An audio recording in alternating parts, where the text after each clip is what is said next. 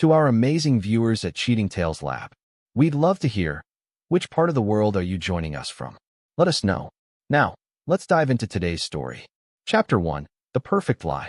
Joseph Keller stood in the doorway of his own home, watching his wife Christy Waters Keller laugh with genuine joy, the kind of laugh he hadn't heard from her in months.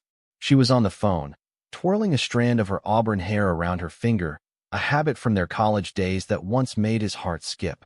Now it felt like a knife twisting in his chest. "I can't wait to see you tonight," she whispered into the phone, her back to him. "Joseph's working late again. He's always working late these days." Joseph's jaw tightened. His military training had taught him patience, observation, and the art of remaining invisible. 8 years as a Delta Force operator had honed these skills to perfection. He'd tracked terrorists through Afghan mountains and eliminated high-value targets in Iraq. But nothing had prepared him for this, discovering that his wife of 12 years was having an affair. He'd returned early from his security consulting job, hoping to surprise Christy for their anniversary. Instead, he'd gotten the surprise of his life. The text messages on her phone that she'd left charging in the kitchen told the whole story. Months of deception, lies, and betrayal. The man she was seeing wasn't just anyone. It was Terry Bullock, her ex-husband from before Joseph. The same Terry who'd tried to intimidate Joseph when they first started dating. The same Terry who Christy claimed was ancient history and a mistake from her past.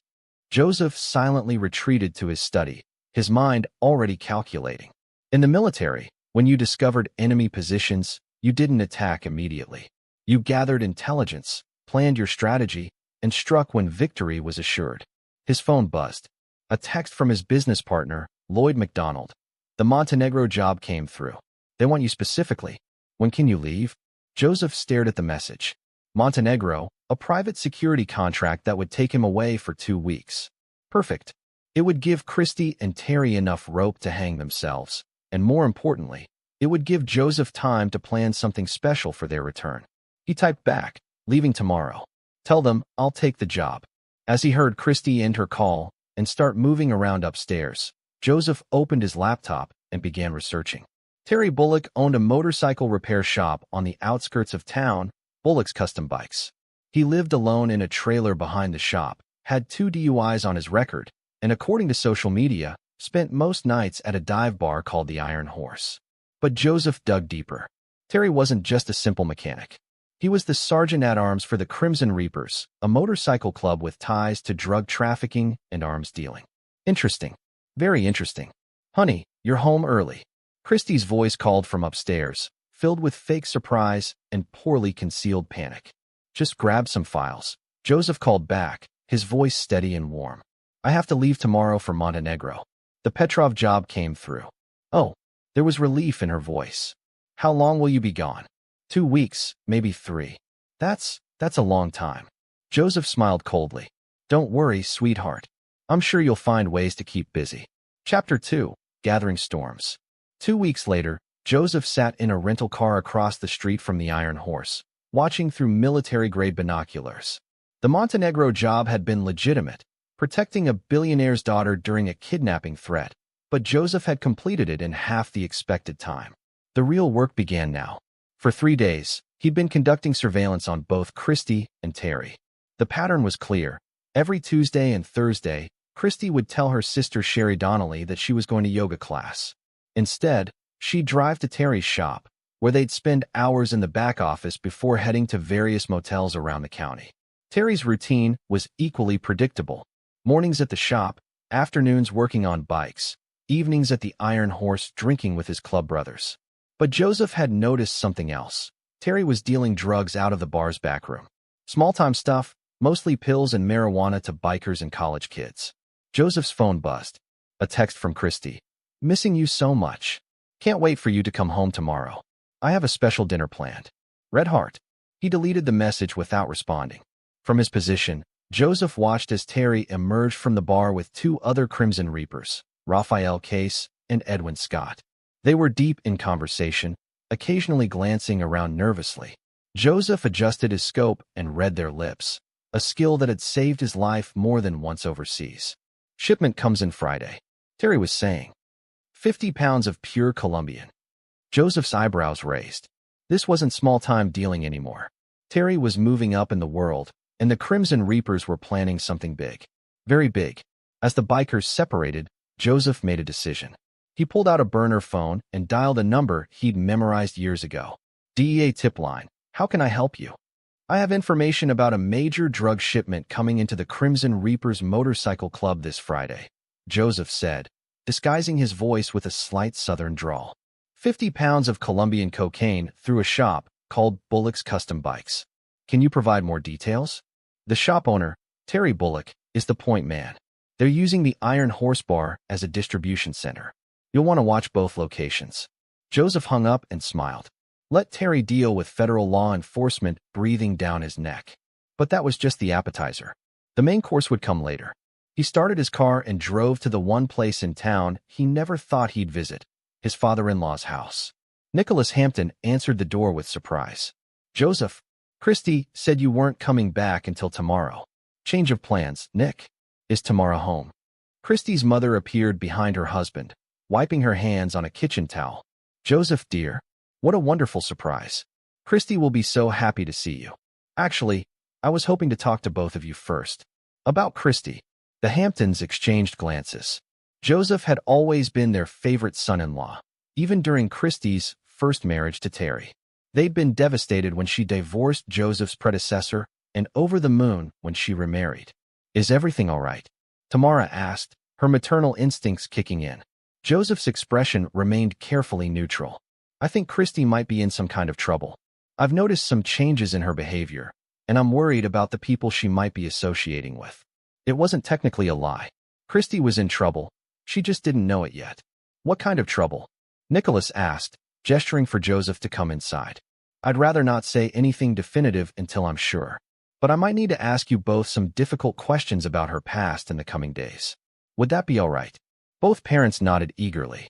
Joseph had planted the seeds perfectly. When the time came, they'd be ready to believe anything he told them about their daughter's betrayal. Chapter 3. The Return. Joseph walked into his house at exactly 6:47 p.m., his duffel bag slung over his shoulder. The smell of his favorite pot roast filled the air, and he could hear Christy humming in the kitchen, the same tune she used to hum when they were newlyweds. Joe, is that you? She called out, her voice bright with false enthusiasm. It's me, honey, he replied, dropping his bag by the door. Christy appeared in the hallway wearing a red dress that used to be his favorite, her hair done up the way he liked it. She rushed to him with open arms, and for a moment, Joseph almost forgot about the betrayal. Almost. I missed you so much, she whispered against his chest, and he could feel her trembling slightly. Guilt or excitement from her double life. He couldn't tell anymore. I miss you too, he said, meaning it despite everything. That was the cruelest part of betrayal. You could still love someone who destroyed you. Over dinner, Christy chattered about her 2 weeks, yoga classes, lunch with Sherry, shopping trips, a book club meeting that definitely never happened. Every lie rolled off her tongue so smoothly that Joseph wondered how long she'd been practicing deception. So tell me about Montenegro, she said, refilling his wine glass. Was it dangerous? No more than usual. Mostly just standing around looking intimidating. Joseph studied her face. Though I did learn some interesting things about loyalty and betrayal while I was there. Christy's fork paused halfway to her mouth. Oh, the client's daughter was being threatened by her ex-boyfriend. Turns out she'd been feeding him information about her father's business for months. When he got greedy and tried to extort the family, she chose him over her own blood. That's terrible, Christy said, her voice carefully neutral. The father didn't think so. He said betrayal was like cancer. You had to cut it out completely, or it would spread and kill everything healthy around it. Joseph watched as Christy's face paled slightly. She reached for her wine glass with an unsteady hand. What happened to them? The daughter and her boyfriend? Joseph's smile was cold and predatory. Let's just say they both learned that some people don't forgive and forget. The rest of dinner passed in uncomfortable silence. Afterward, as Christy cleaned up, Joseph excused himself to his study. He had work to do. First, he checked his secure email. Lloyd had sent him a file marked urgent, personal request. Joseph opened it and found detailed background checks on both Christy and Terry, along with financial records, phone records, and surveillance photos that would make a private investigator weep with envy. Lloyd had been his spotter in Afghanistan and his business partner for 5 years. When Joseph had requested the files before leaving for Montenegro, he hadn't needed to explain why. Lloyd understood that when Joseph Keller asked for information, people ended up dead or wishing they were.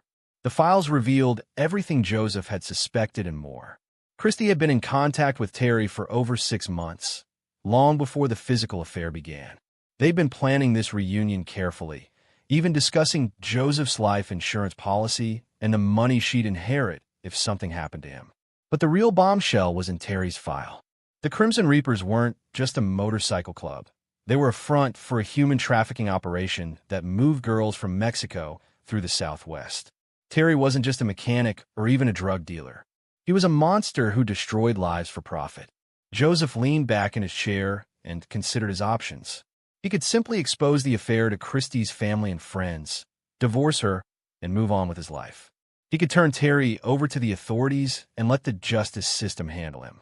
Or he could do what he'd been trained to do, eliminate threats to innocent people permanently and thoroughly. Joseph opened his gun safe and removed a pistol he'd acquired through channels that didn't officially exist. As he checked the weapon and began assembling a sniper rifle that had never been registered anywhere, he made his decision. Some betrayals required more than forgiveness or even justice. Some betrayals required blood. Chapter 4. First Contact. 3 days after Joseph's return, Christy announced she was going to yoga class. Joseph kissed her goodbye and watched from the kitchen window as she drove away, not toward the yoga studio, but toward the industrial district where Terry's shop was located. Joseph waited 15 minutes, then left the house carrying a small gym bag. His first stop was a storage unit across town, where he kept equipment that his security consulting business didn't need to know about. Military-grade surveillance gear, untraceable weapons, and several identities complete with documentation. An hour later, Joseph was positioned on the roof of an abandoned warehouse with a clear line of sight to Bullock's custom bikes. Through his scope, he could see Christie's car parked behind the building. He could also see federal agents positioned in 3 different locations around the shop.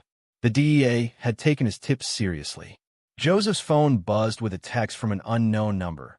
"Your wife screams really loud when she's getting fucked." Joseph stared at the message, his finger tightening on the rifle's grip. Terry was taunting him, which meant the bastard knew Joseph was aware of the affair. But how? The answer came 5 minutes later when Christy emerged from the back of the shop, followed by Terry. They were arguing about something, and Terry grabbed Christy's arm roughly. Even from this distance, Joseph could see her wince. That's when it happened. Terry pulled out his phone and showed Christy something on the screen. She went white and started shaking her head frantically. Terry laughed and grabbed her face, forcing her to look at him while he spoke. Whatever he was saying made Christy collapse to her knees. Joseph adjusted his scope and read Terry's lips. "Your husband's a killer. Found out what he really did overseas. Prison for life if this gets out." Joseph's blood ran cold. Somehow, Terry had discovered information about Joseph's classified operations. Information that could destroy not just Joseph, but several other operators who were still active. Terry wasn't just stealing Joseph's wife. He was blackmailing her with national security secrets. The scope revealed more of the conversation. Terry was giving Christy instructions, pointing toward the shop and then back at her car. She was nodding reluctantly, tears streaming down her face. Joseph's phone buzzed again. "She's going to help me with something special tonight. Don't wait up." This changed everything. Christy wasn't just a cheating wife anymore. She was being coerced into something that could compromise national security. Joseph's training kicked in. This was now a matter of operational security, which meant the rules of engagement had just shifted dramatically. Joseph packed up his equipment and moved to his secondary position, a vacant office building that gave him a view of both the shop and the Iron Horse Bar. He settled in for a long surveillance session, his mind already adapting to the new parameters of the mission. By 8 p.m., the federal agents had pulled back, apparently satisfied that nothing was happening at the shop. By 9 p.m., Terry, and 3 other Crimson Reapers had arrived at the Iron Horse. By 10 p.m., Christie's car pulled into the bar's parking lot. Joseph watched through his scope as Christie entered the bar, clearly terrified.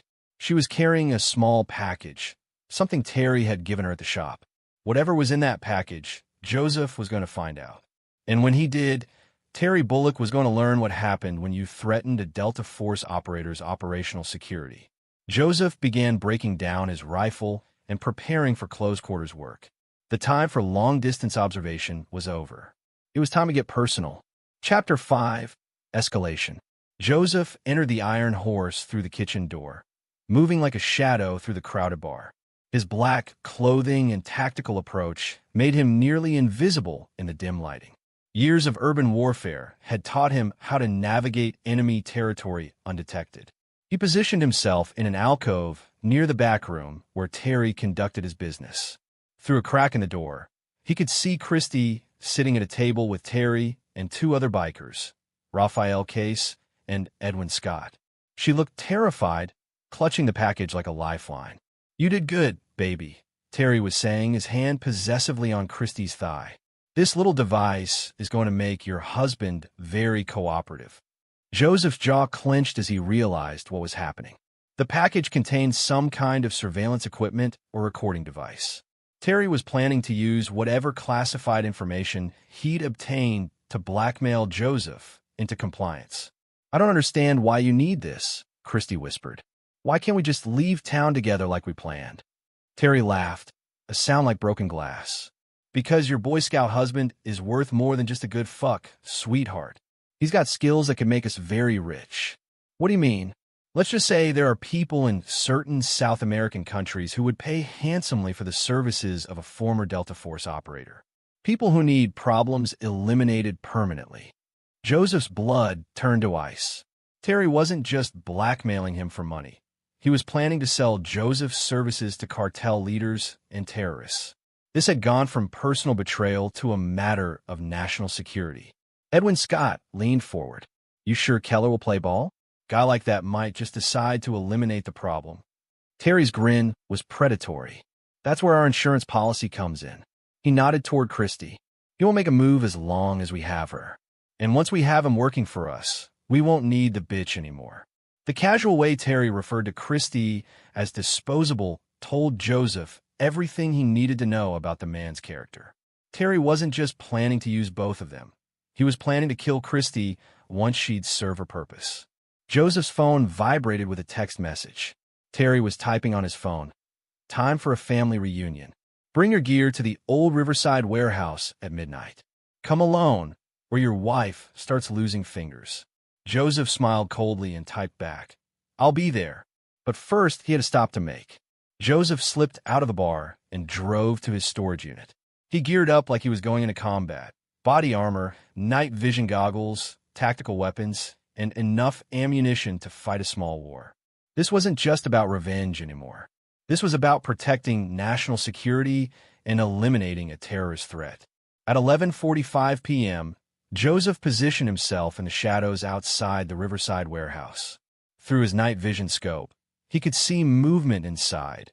At least 6 heat signatures, including one that was seated and appeared to be bound. Christie. Joseph's tactical assessment was swift and thorough. 6 hostiles, unknown weapons, 1 hostage in the center of the building. Standard hostage rescue protocol would require a team of operators and careful planning. Joseph wasn't planning a rescue. He was planning an execution. At exactly midnight, Joseph walked through the front door of the warehouse, his hands raised, but his body radiating deadly confidence. "Get lost before I break every bone in your body," Terry roared from the shadows. His 6 feet 4 inches frame stepped into the light, muscles flexed intimidatingly. "She doesn't want a wimp like you anymore. Pencil pusher." Joseph smiled calmly, his hands still raised. "Funny thing about muscle. IT won't stop bullets. And after 8 years as a Delta Force operator, I've never missed a target." Terry's cocky grin faded when he saw the laser appear on his forehead. Joseph's spotter, Lloyd McDonald, was positioned in the rafters with a sniper rifle. Then it happened. The lights went out simultaneously as Lloyd cut the power. Joseph dropped and rolled, his night vision goggles giving him a massive tactical advantage. In the darkness, he was a predator, and the Crimson Reapers were prey. The first biker died with a suppressed bullet to the head. The second managed to scream before Joseph's blade found his throat. By the time Terry realized what was happening, half his crew was dead. Keller, Terry roared into the darkness. I'll kill her. No. Joseph's voice came from everywhere and nowhere. You won't. Chapter 6, The Trap Springs. The warehouse erupted in chaos as the remaining Crimson Reapers fired wildly into the darkness. Their muzzle flashes gave away their positions, and Joseph moved between them like death incarnate, eliminating targets with surgical precision. Within 3 minutes, only Terry remained alive, cowering behind an overturned table near where Christy was tied to a chair. She was sobbing, her eyes wide with terror in the intermittent light from the emergency exit signs. I know you're out there, Keller, Terry shouted. How about a dead man's switch? If my heart stops, your wife dies. Joseph materialized from the shadows like a specter, his rifle trained on Terry's center mass. Show me. Terry held up a small device with a red button. Explosive vest under a chair. My finger comes off this button. She goes boom. Joseph studied the setup through his night vision. The device in Terry's hand was real, but the vest under Christie's chair was fake, just wires and clay molded to look like C4. Terry was bluffing, probably hoping Joseph wouldn't call him on in the dark. Here's what's going to happen, Terry continued, his voice gaining confidence. You're going to work for me, or your wife dies. Simple as that. You're right, Joseph said, lowering his rifle. But you made one mistake. What's that? Joseph's smile was visible even in the darkness. You assumed she was still my wife. Terry's confusion lasted exactly 1 second before Joseph's bullet took off the top of his head. As Terry's body hit the ground, Christy screamed through her gag. Joseph moved quickly to untie her, removing the fake explosive vest and checking her for injuries. It's over, he said softly, pulling the gag from her mouth. You're safe now. But Christy wasn't looking at him with relief or gratitude. She was staring at him with horror and revulsion. You killed them all, she whispered. You just murdered them. They were terrorists planning to sell my services to cartels and kill you when they were done, Joseph replied matter-of-factly. What did you expect me to do? I expected you to call the police. To find another way. Joseph studied his wife's face in the dim light. Even after everything, the betrayal, the blackmail, the death threats, she still didn't understand who he really was. There was no other way, Christy. There never is with people like that. People like what? You're talking about them like they're not human. They weren't. Not anymore. Joseph pulled out his phone and called Lloyd. It's done. Cleanup crew. Already en route. Lloyd's voice crackled through the speaker. What about the wife? Joseph looked at Christy, who was backing away from him with undisguised fear. We'll discuss that later. As sirens began to wail in the distance, Joseph realized that killing Terry and his crew had been the easy part. The hard part was going to be deciding what to do about the woman who'd betrayed him, been coerced into helping his enemies, and now looked at him like he was a monster. The woman who still legally had access to classified information about his operations. The woman who could destroy him with a single conversation with the wrong people. Joseph holstered his weapon and began planning phase 2 of his operation. Because one thing had become crystal clear in the darkness of that warehouse. Christy wasn't a victim in this story. She was a security risk that needed to be neutralized. Chapter 7, Revelations. The police arrived to find Joseph and Christy standing over 6 dead bodies, with a story that was mostly true. Home invasion, kidnapping, self-defense. The Crimson Reapers had long criminal records, and the evidence of their drug trafficking and human trafficking operations was overwhelming.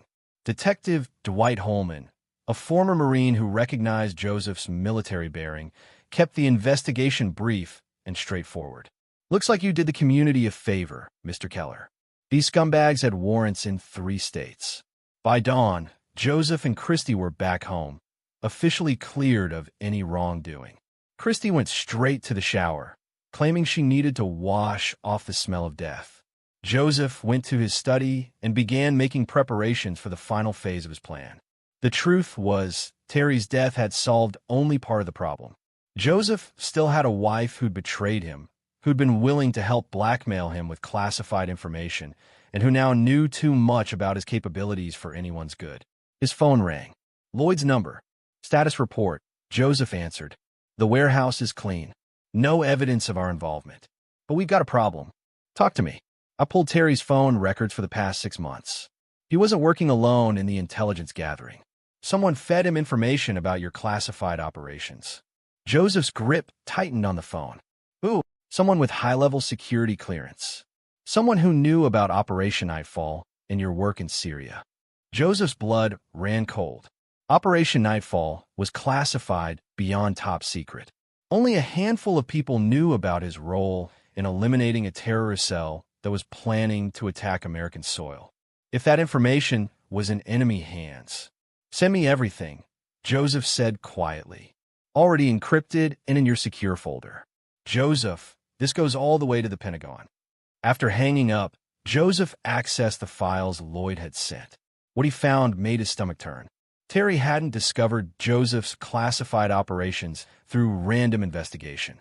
He'd been fed the information systematically over several months by someone codenamed Cardinal. Cardinal had provided detailed mission reports, operational photographs, and even the names of Joseph's fellow operators. This wasn't just blackmail material. This was intelligence that could get American soldiers killed. Joseph traced the communications backward through various encrypted channels and proxy servers. The trail led to a secure government server that required the highest level of clearance to access. Someone in the intelligence community was selling out active operators. Joseph's computer chimed with an incoming message from an encrypted account.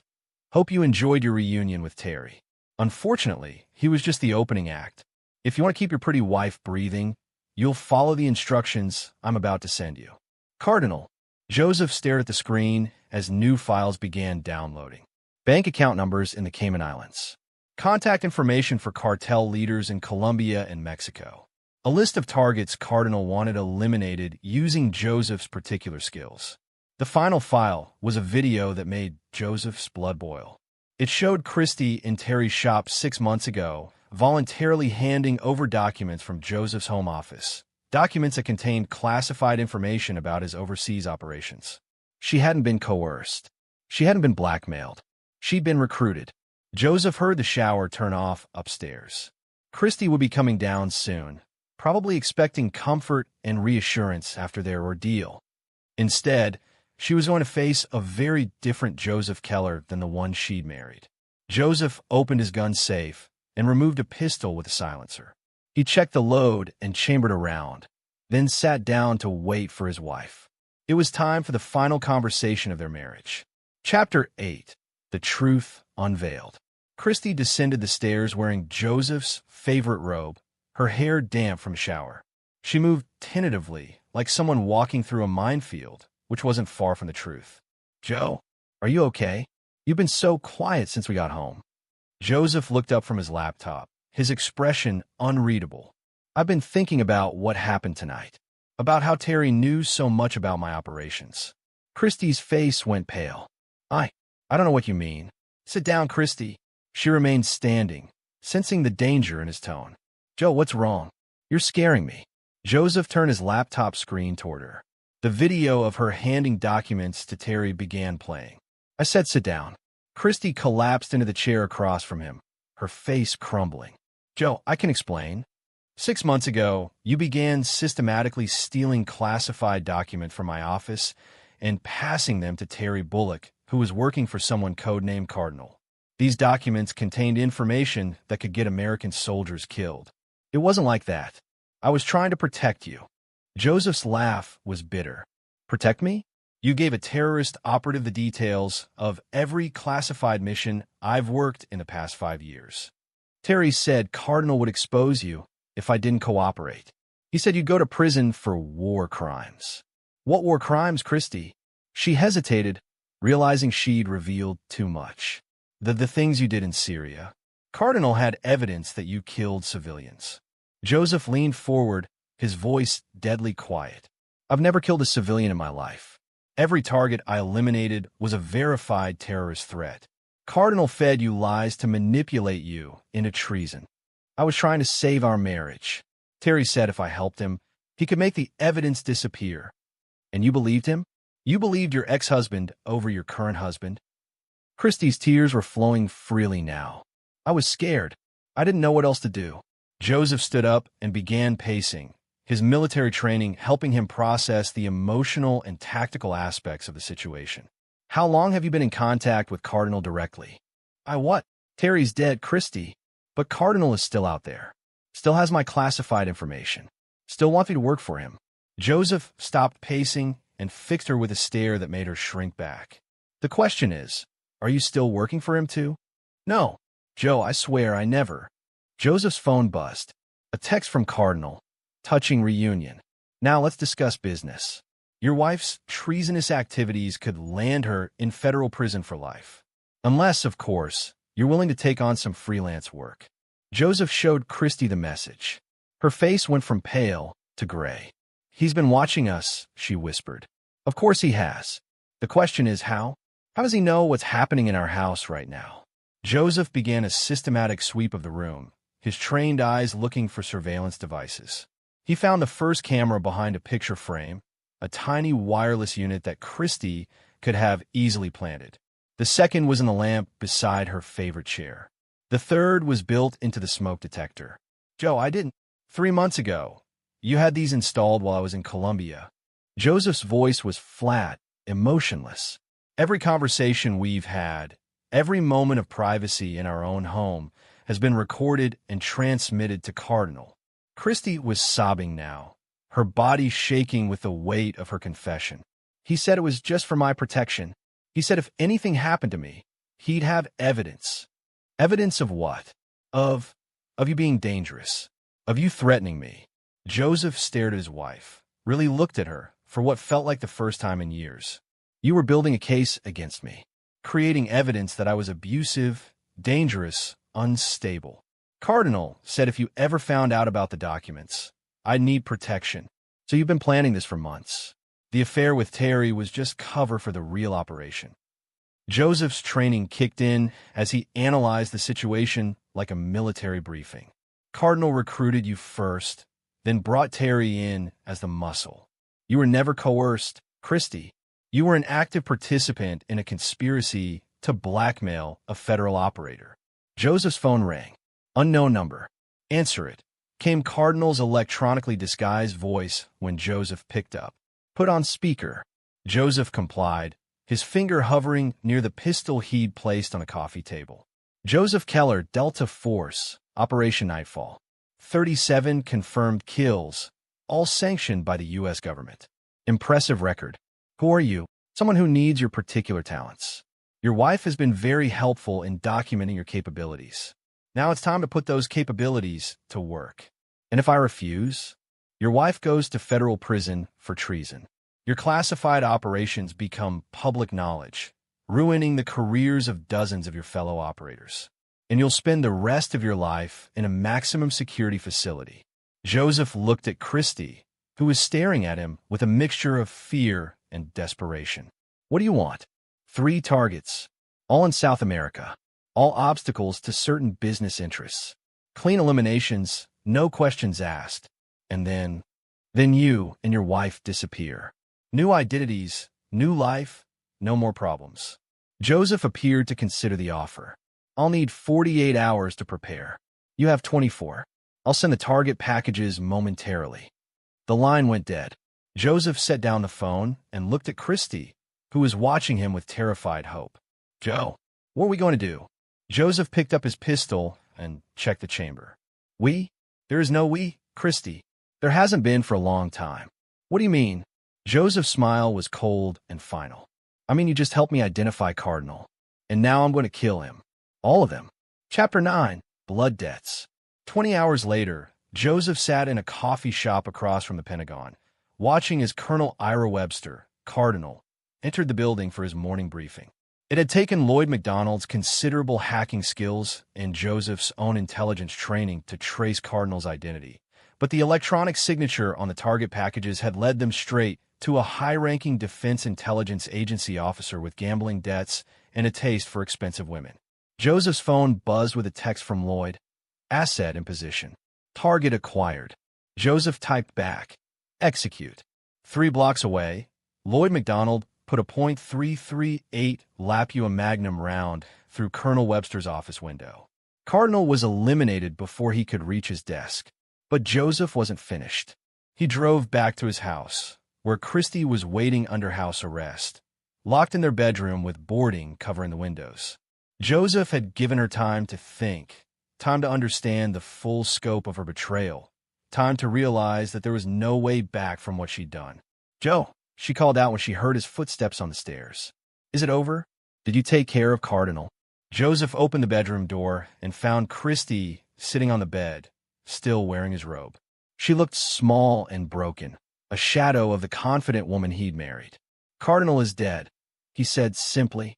Relief flooded her face. "Thank God. Now we can." "We can what, Christy? Go back to being married? Pretend the last 6 months never happened." Her face fell as she realized the coldness in his voice hadn't changed. "Joe, I know I made mistakes, but I was trying to protect us. You committed treason against the United States. You endangered the lives of active military personnel. You betrayed your husband, your family, and your country." Joseph's voice was emotionless, clinical. "There's no coming back from that. But I can make it right. I can testify against Terry's organization, help the government. Terry's organization is dead. Cardinal is dead. The only loose end left is you." Christy's eyes widened as she understood the implications. "Joe, no. Please. I'm your wife." "No," Joseph said quietly, removing his pistol from its holster. "You are my wife. Now you're a security risk. The cameras. Cardinal's people will see. I disabled the surveillance network yesterday. No one is watching anymore." Christy scrambled backwards on the bed, her voice rising to a scream. "Joe, please. I'll disappear. I'll never tell anyone what I know." "You're right. You never will." Joseph raised the pistol, his hand steady despite the emotion threatening to break through his tactical mindset. "You made your choice when you decided to betray me. Every action has consequences, Christy. Every betrayal has a price. I love you." Joseph's finger tightened on the trigger. "No, you loved what I could give you. You never loved who I really am." The shot was muffled by the silencer. Christy Keller, née Waters, slumped forward, her betrayal finally paid in full. Joseph stood over his wife's body for a long moment, feeling nothing but the hollow satisfaction of a mission completed. He'd eliminated all threats to operational security. He'd avenged his betrayal. He'd protected his country's secrets. But as he began the methodical process of staging the scene to look like a home invasion gone wrong, Joseph realized that revenge, even perfectly executed revenge, couldn't fill the void left by betrayal. His phone rang. Lloyd's number. "Package delivered," Lloyd said. "What's your status?" "Cleanup required at my location." "Then we disappear for a while." "Copy that." New identities are already prepared. Joseph looked around the house that had once been his home, filled with memories of a marriage that had been built on lies. Everything he'd fought for, everything he believed in, had been corrupted by the people closest to him.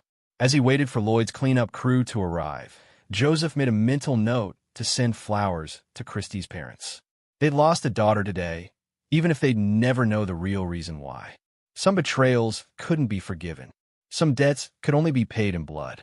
And Joseph Keller never forgot and never forgave. 6 months later, a man calling himself Rafael Mendez eliminated a cartel leader in Colombia who'd been selling American weapons to terrorists. The locals called him El Fantasma, the ghost, because he appeared without warning, completed impossible missions, and vanished like smoke. Joseph had found his calling again, not as a husband, not as a man seeking happiness, but as what he'd always been, a weapon pointed at the enemies of everything he held sacred. Some men were made for love, family, and peace. Joseph Keller was made for war. And war, unlike marriage, never betrayed him. This is where our story comes to an end. Share your thoughts in the comments section. Thanks for your time. If you enjoy this story, please subscribe to this channel. Click on the video you see on the screen, and I will see you there.